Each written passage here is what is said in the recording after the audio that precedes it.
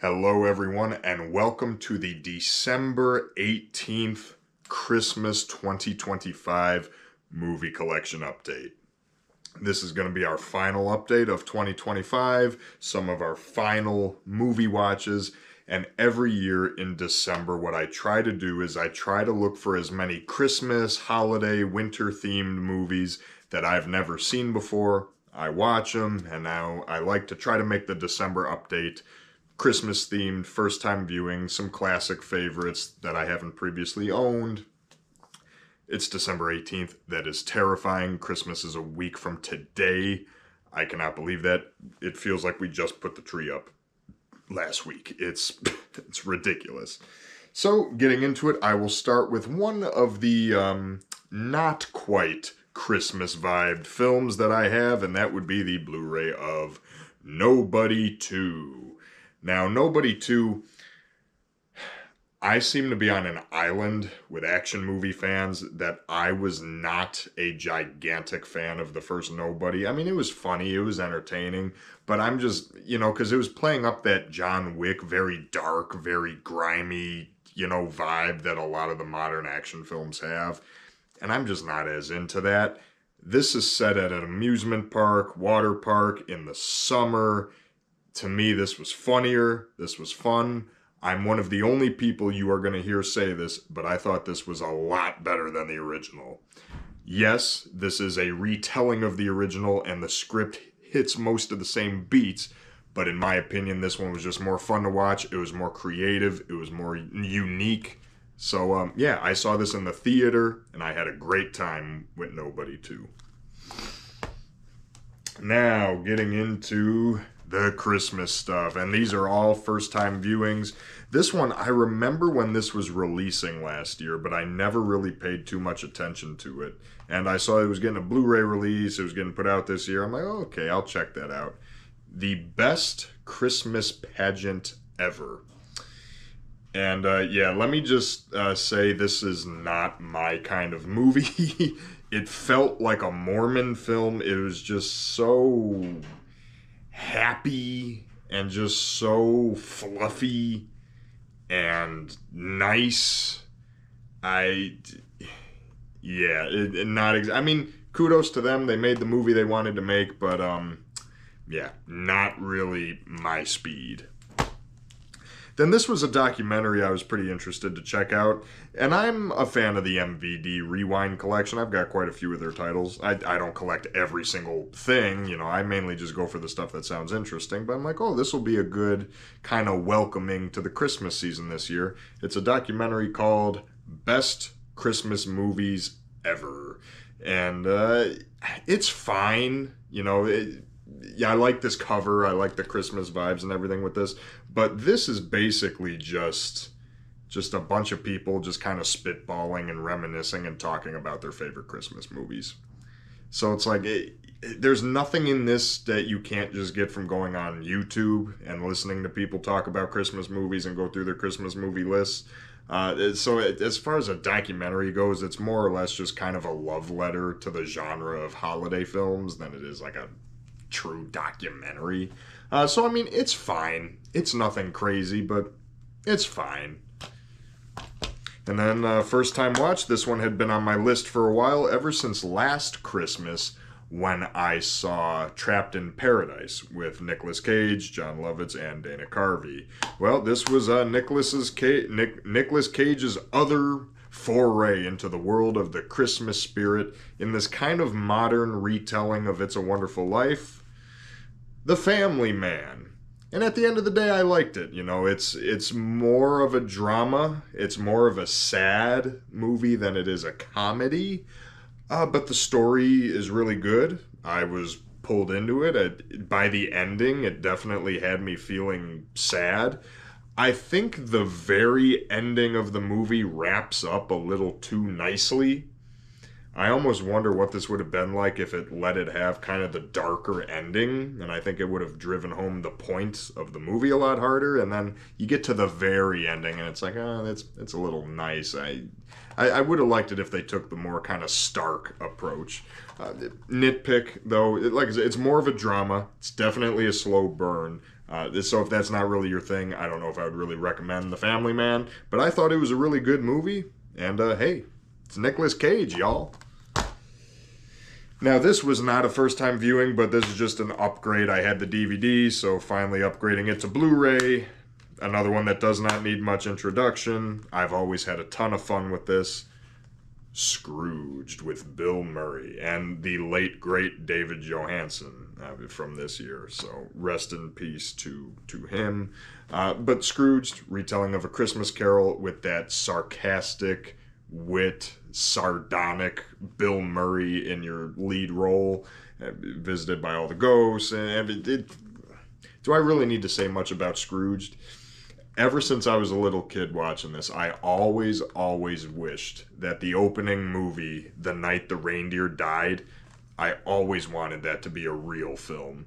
And thankfully in 2022, we got Violent Night with David Harbour, so it's like, all right, we almost got our wish for The Night the Reindeer Died. And I think they're supposed to be coming out with a sequel to that next year, so it'll be a Christmas movie to look out for next year. But yeah, Scrooged is great. Always had a fun time with this, always really enjoyed it. Yeah, if you haven't seen it, definitely check it out. That's newly acquired from upgrading my super old DVD. It's funny, this one I bought not realizing it was set at Christmas. This is just because every update I've been getting a new Jason Statham movie. And so I'm like, okay, I'll get this one. And again, I had no idea this was set around Christmas. It's a remake of a Burt Reynolds film called Heat that I also have not seen, so I don't know if that one was also set at Christmas. But yeah, Jason Statham wears a Santa hat. There's Christmas music. It takes place around there. So I'm like, oh, well, this is perfect for this update. And it is Wild Card. And it's got a loaded cast, but a lot of these people, like Stanley Tucci, Jason Alexander, they all appear once for like cameos, basically. Which is a shame, because Jason Alexander in this is actually pretty funny. He's basically playing George Costanza. So you're seeing Jason Statham and George Costanza in the same room together. It's pretty amazing. It's fine. It's a good movie. I got into it. I love the casino setting, the whole Las Vegas. Like, it's a very stylish movie. It has an interesting story. I still need to see the Burt Reynolds movie Heat to really compare it. As far as action and everything goes, it's not exactly the most memorable Statham movie that I've hit so far, but there's enough weird quirks in it and, odd stuff that it is pretty memorable. And the ending fight with spoons and forks and diner silverware, it is pretty entertaining. A little bit of an odd one, but I was still entertained by it. It kept me interested. It's not top tier Statham, but it was a good time. I've definitely seen worse. And now there's a movie I'm going to show later in this update that came as a result of me having all these VHS tapes as a kid. And all these VHS tapes, there were always the previews at the beginnings of the tape. And I would watch these movies over and over, and I would see these same previews over and over and over again, yet a lot of those previews were for films that I never wound up seeing, even though I saw the trailers, the previews at the beginning of the tape so many times. So for this Christmas, I was like, you know what, I'm thinking a lot about those 90s kids movies, 90s family movies that I saw the trailers for. I want to go in and actually watch the movies now. And there's a Christmas example of that a bit later on in the update. But for now, this one popped into my head. The Blu-ray was really cheap online. So I said, okay, let me grab that. Let me check that out. And again, when I was like maybe 5 or 6, the trailer, I don't know what it was on. If it was on Matilda or it was on something I had. I don't remember what. And that is, based off the old book, The Indian in the Cupboard. Now, I will say this movie made me very sad because I'm watching this and it's like children's movies, family movies, they used to have so much integrity. They used to treat their audience with respect. Like, this is at the end of the day, this is a very dark film. It's very melancholy. It goes to some very heavy places. It's, there's a little bit of whimsy to it and everything, but at the end of the day, it's really, more somber type piece. And there's no fart jokes, there's no piss jokes, there's, nothing like that. compared to, like, I was watching all these reviews for that Kevin James, Alan Ritchson movie Playdate, and it's like children's entertainment and family entertainment has fallen so far. It's like you look at what us 90s kids grew up watching stuff like this, and it's like, oh, we need to bring this, we need to bring the 90s family movie back. Because this was a really good movie. I really did enjoy this. You know, I don't know if seeing this for the first time as a 28-year-old after, you know, the trailer was ingrained in my memory, but I don't know if I'm exactly the opportune age for this. But like I said, it goes to some heavy places, and it touches on some very broad themes. So yeah, no, I've got nothing but praise for this one. I thought this was a really good watch. It only took me over 20 years to go back to it and see it, but I definitely want to track down more of these just 90s fantasy family, you know, kids movies. Now this one I actually just watched tonight. This was the final film of the update, because I had to order this Blu-ray all the way from Germany. It's all region. There's an English language track on there, but it's hard. It never got good U.S. distribution. I don't know what it's streaming on. I don't think it went theatrical. If it did, it was limited as hell. And there's no physical media release. So I don't know how easy this is to find if you don't want to go to Germany. But I got into this recently, too, because it stars Martin Starr, who I've recently become really a big fan of, watching Tulsa King, which is one of my favorite shows out there right now with Sylvester Stallone. The 3rd season just wrapped recently. And this is called There's Something in the Barn, which is basically, it's a Norwegian production. And what this is basically the Norwegian version of Gremlins with evil gnomes. They keep calling them elves, but you watch it, they're gnomes. You know, I don't know if there's like a Norwegian thing with that. And, you know, Bodhi himself from Tulsa King, Martin Starr, is our lead in this flick. And as far as just a fun, you know, high-spirited Christmas creature feature goes, I actually really enjoyed this. This was a fun watch. There was some really good comedy in there. You know, eventually you have a whole army of gnomes descending upon this house in the middle of the woods. It turns into a siege movie, and there's all this craziness with it. And I'm surprised this does not get talked about more. The Christmas vibes are excellent. It's just fun. There's a fun sense of humor. The gnomes using guns and figuring out how to use guns, and Martin Starr just playing this dweeby dad who can't really do anything right, and they have to keep coming up with all this stuff. It's definitely a fun ride. This, you know, it's not perfect. It's a bit too long. They definitely could have trimmed the runtime down a little bit, and the 2 gory scenes we get are both really well done. Would have been nice to maybe have just a little bit more in there, maybe like another body or 2 to the body count. But no, this was actually really fun. I really enjoyed this. So hopefully someday this becomes more widespread and easier to find. Maybe it'll get a US Blu-ray release. But at the end of the day, I got this all-region release from Germany, and yeah, this was a fun Christmas creature feature. Definitely deserves more exposure. And this one I recently picked up per some discussions I had with my good man Garrett from Born to Be Rad. If you have not checked out the Born to Be Rad channel, Garrett, he does a lot of work with the Dead Pit Radio guys, some other guys I'm a huge fan of, with his Anchor Bay Archives podcast. So the Creepy Kentuckian, Wes from Dead Pit, I recently, for their Anchor Bay Archives podcast, I donated my DVD of Survival Quest, which is an out-of-print rare Anchor Bay DVD that I donated to Wes, because quite honestly, I didn't think that movie was very good, so it was easy for me to part ways with. And as for Garrett, I donated my Anchor Bay DVD of Society. It got a really weird, crazy movie, but I know it's valuable, but I'm not going to make anything selling that online. I would rather give it to someone like that who's, you know, better suited with his Anchor Bay collection. And Garrett also did not own Dead End Drive-In, the Anchor Bay DVD, so I decided to donate that to him and finally use that as an excuse to get this new 4K release that Umbrella put out of Dead End Drive-In. This is a pretty kind of crazy cover. I'm more a fan of the original, which is just this. This is one of the most 80s Australian movies you will ever see. The soundtrack is amazing. The post-punk vibes are off the charts. The setting and the drive-in and just all the neon lights you could possibly want.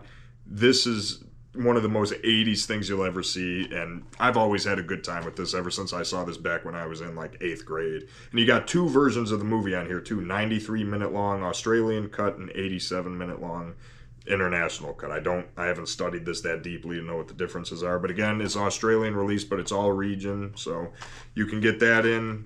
The only thing I don't understand about this movie is that it always gets thrown into horror movie lists, and this is always labeled a horror movie, which I disagree entirely with.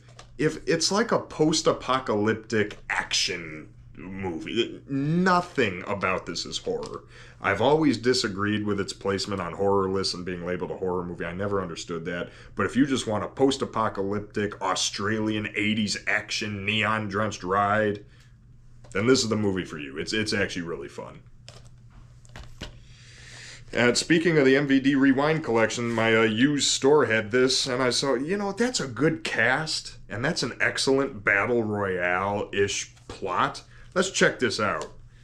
Mean Guns. It started really fun and wacky. You've got Ice-T chewing the fuck out of the scenery. And so for like the first 40 minutes or so, I'm like, okay, this is really stupid, and I'm into it. And then when it goes on for like a whole other hour after that, oh my god, this thing is a stupid slog. Like this, yeah, it started fun. I was having fun with the first 40 minutes or so, but after that, it's just more of the same, and it just goes on way too long. It feels like it never ends. And by the time you get to the very ending, it is so fucking stupid that I don't. So yeah, ultimately not a fan. Like, it was almost a bad movie banger, but it went on too long and just got too stupid that I'm just like, okay, it lost me.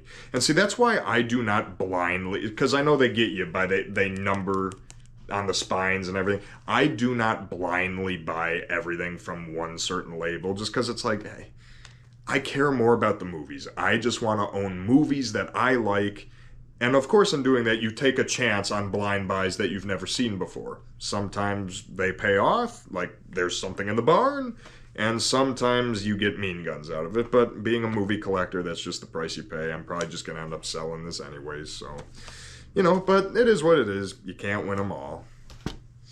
All right, got one more Blu-ray, and then I've got a handful of DVDs. So this last Blu-ray, I got this to upgrade my DVD to Blu-ray of The Long Kiss Goodnight, which is an excellent Rennie Harlin Christmas set action film with Samuel L. Jackson and Gina Davis.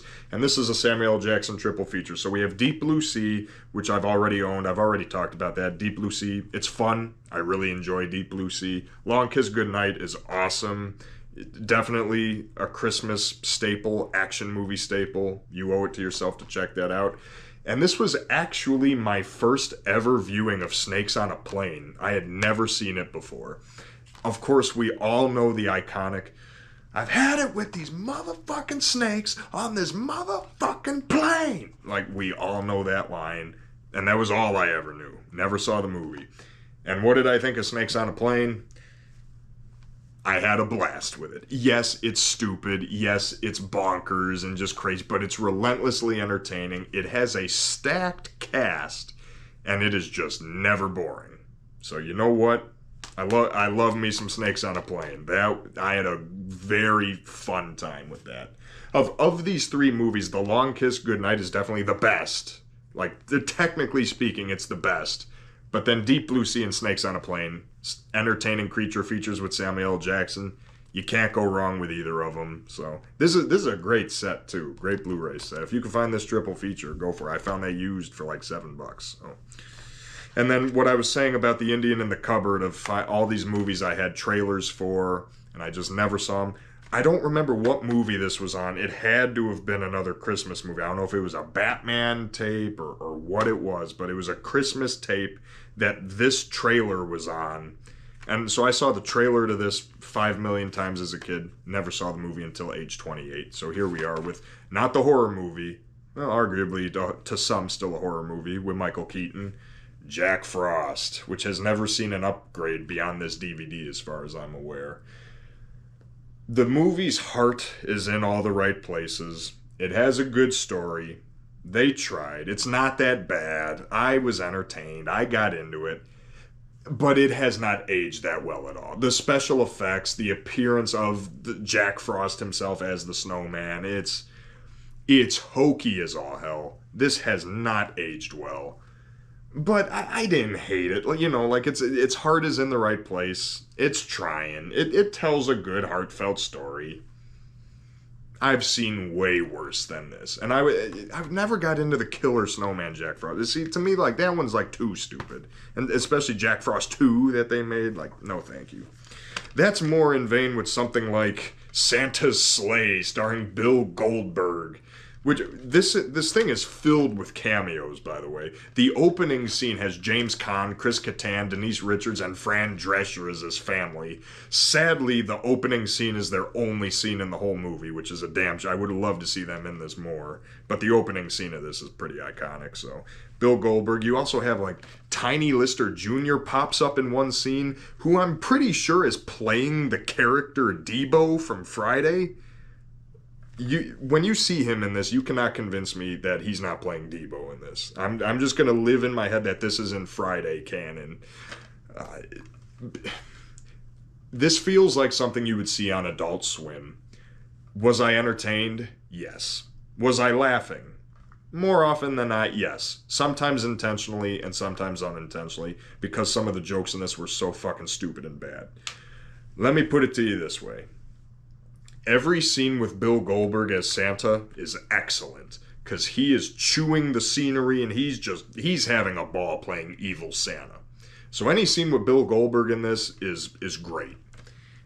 Any scene without him is where it gets mixed. Obviously Debo showing up is great, and there's a guy at the end talking with a voice box like this. Like, that was funny just because how random it was, and it reminds me of an independent film that I was in where there was a joke involved in that. I'm not going to watch this every year. This is not a new holiday staple. Like, yes, this was funny. I'd be curious to watch it with the commentary just to hear what the hell they have to say about it. It's Santa's Sleigh. This is definitely in the spirit of things like Uncle Sam, Leprechaun, Snakes on a Plane, you know, just like that. It doesn't have a Blu-ray, which I'm kind of surprised. Of course, now that I bought this, it's probably going to get a Blu-ray, but I don't know if I'd be in a rush to really upgrade this. So, yeah, it is what it is. It's Santa's Sleigh. And then this came up in a Facebook group I'm in called the Video Store Backrooms, where people are always, like, sharing, like, obscure movies and stuff. And this came up, it was like, yeah, this 80s TV movie about them doing fracking and blowing up the North Pole for oil. And it's got Paul Le Mat and Art Carney and Paul Williams as an elf. And I'm just like, what movie is this? Well, that movie would be the 80s TV movie, The Night They Saved Christmas. It looks and feels like an 80s TV movie. That's no surprise. But that is indeed the plot. This oil company is drilling, they're fracking, they're blowing up the North Pole. Santa and all the elves, the North Pole is in danger, and so they got to stop it. I will say this was charming as all hell. This has, for a TV movie, excellent production values, and just the Christmas winter vibes are off the charts. Because they filmed this like way up north in like Barrow, Alaska. So this feels very authentic North Pole, probably better than any other Christmas movie I've ever seen, to tell you the truth, because they filmed it there. The ending is the most anticlimactic, stupid ending I think I've ever seen in a movie. But damn it, the Christmas spirit and the Yuletide vibes and being filmed in the actual North Pole, it actually made this a pretty charming watch. So I actually did enjoy this. Yeah, you know what? I'll probably throw this on again around Christmas time. I actually like that one. It's not great. It's not, perfect. But I liked it. Now, this one had been in my Amazon wish list for so long because it was always out of print. And it was going for like $300. Like, I'm not even exaggerating. This thing was always expensive. And then a copy popped up for $11. And I go, oh shit, I'm just going to grab it before it goes like $300 again. And plus, it has a good cast. It has a good premise. The year it came out, I'm like, oh, I'm actually really excited to watch this. I'm just here to tell you right now, this was a piece of shit. I did not like this whatsoever. Office Killer from like 1997. Is this? Yeah, 97. This sucks. This feels like a New York Art Institute artsy fucking movie that I did not like this at all. This was a chore. This was a rough one to sit through. Molly Ringwald, what the hell? And last but not least, there's all this stuff in the news right now about Mike Smith, who plays Bubbles in the Trailer Park Boys, and I won't get into any of that. I know the last season of their, I don't know that, but the 13th season of the show is supposed to hit their streaming site in April. And I had so many Trailer Park Boys DVDs, season 10, season 11, season 12 DVDs in my Amazon wish list for years. And they were always there. They were always like $14. And I just 2 years, later. I'll get that later. I had 2 years to buy these, and now they're all out of print. You cannot find any of them anywhere. So I'm like, damn it.